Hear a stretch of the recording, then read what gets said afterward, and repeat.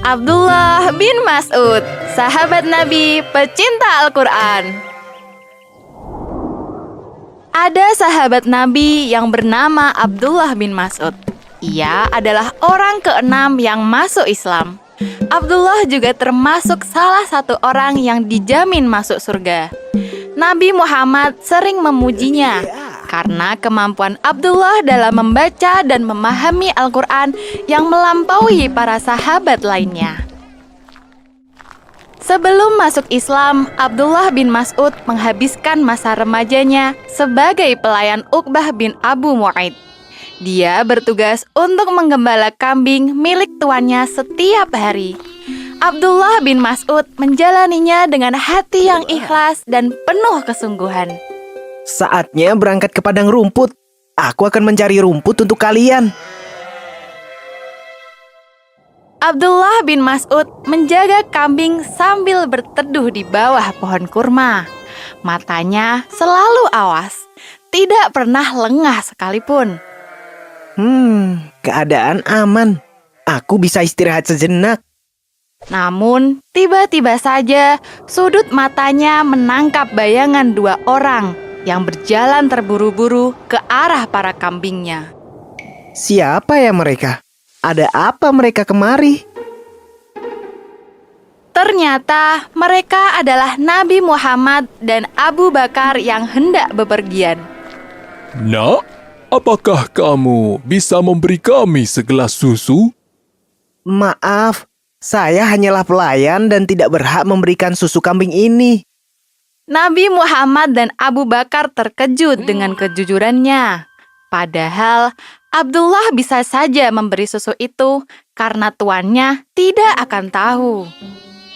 Apakah kamu punya kambing betina yang mandul? Ada? Atas izin Allah, kambing itu mengeluarkan susu yang banyak setelah Nabi mengusap tubuhnya. Abdullah bin Mas'ud pun takjub dan bertanya tentang keajaiban yang dilihatnya. Nabi pun memberitahukan tentang mukjizatnya sebagai nabi. Setelah melihat mukjizat yang dimiliki oleh Nabi, Abdullah pun memutuskan untuk masuk Islam. Selama berhari-hari, Abdullah bin Mas'ud merasakan bahagia yang tidak pernah dialaminya. Ia ingin belajar tentang Islam lebih jauh lagi. Mohon terima saya sebagai pelayanmu, wahai Nabi Muhammad. Alhamdulillah, Nabi menerimanya karena melihat kemuliaan dalam diri Abdullah bin Mas'ud. Sejak saat itu, Abdullah bin Mas'ud selalu menemani Nabi Muhammad sambil membawakan keperluannya. Jika Nabi Muhammad hendak tidur, maka Abdullah membentangkan tikar. Ketika Nabi hendak bepergian, ia menyiapkan perbekalannya. Bahkan, Abdullah bin Mas'ud pernah dianggap sebagai keluarga Nabi karena terlalu sering mendampinginya. Abdullah bin Mas'ud menjadi pribadi yang lebih baik setelah tinggal dengan Nabi Muhammad. Dari yang sebelumnya takut dan menunduk malu di hadapan kaum Quraisy, menjadi tegap dan berani saat melewati mereka. Bahkan, Abdullah bin Mas'ud pernah membacakan Al-Quran di samping Ka'bah, sebuah keberanian yang tak dimiliki sahabat manapun. Saat itu, Abdullah sedang berkumpul dengan para sahabat. Tiba-tiba, seseorang bertanya, "Adakah yang bisa membacakan Al-Quran di hadapan orang Quraisy?" Tentu saja ada, dan itu aku. Para sahabat melarangnya karena Abdullah tidak memiliki sosok yang bisa melindunginya. Pada saat itu, orang Quraisy selalu menindas orang berkedudukan rendah yang ketahuan masuk Islam. Meskipun dilarang, Abdullah bin Mas'ud tetap ingin membacakan ayat Al-Quran di depan Ka'bah yang penuh dengan orang Quraisy. Allah akan melindungiku. Abdullah membacakan surah Ar-Rahman di samping makam Ibrahim. Orang Quraisy segera mendatangi dan memukulnya.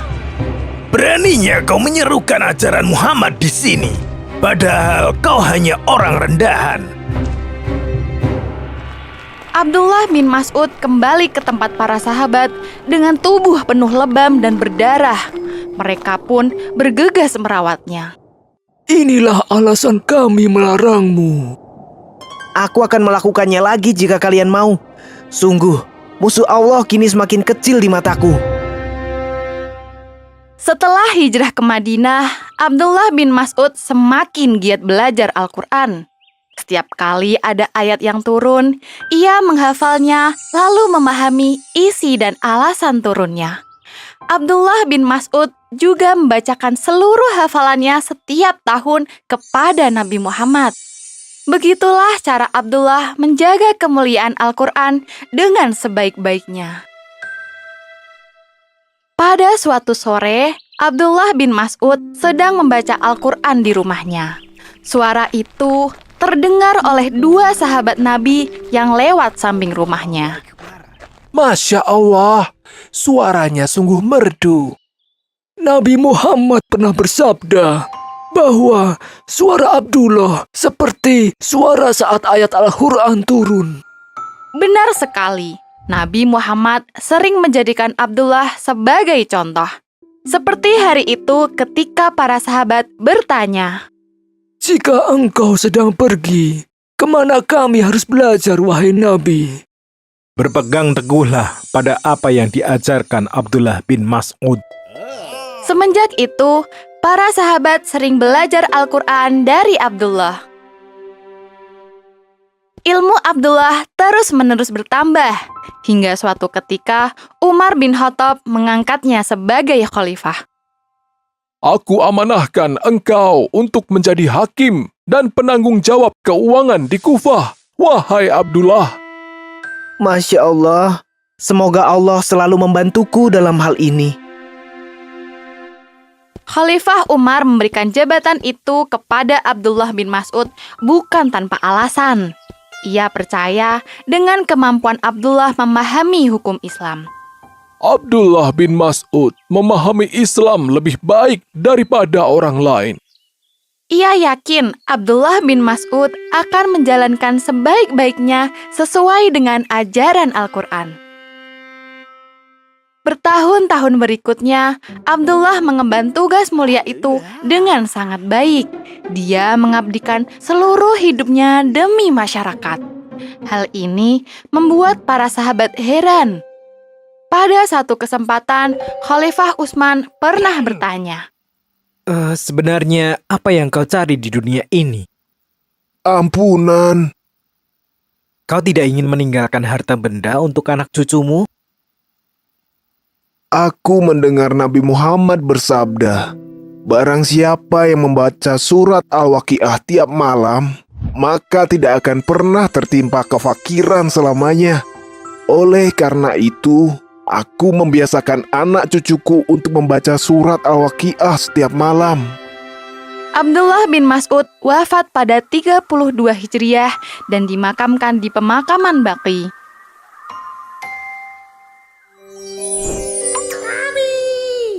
Kabi akan membawamu melihat banyak sekali kisah interaktif yang menarik. Ada kisah 25 nabi dan rasul, kisah wanita hebat dalam Islam, kisah para tokoh dalam Islam, hingga kisah fabel yang disebut dalam Al-Quran. Kisah interaktif akan memberimu pengalaman membaca yang luar biasa. Dengarkan ceritanya dan mainkan animasinya.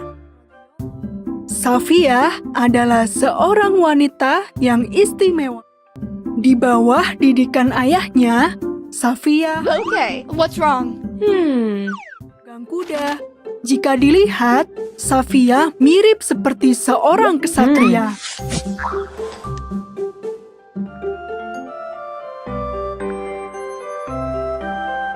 Petik hikmah dari para binatang ini.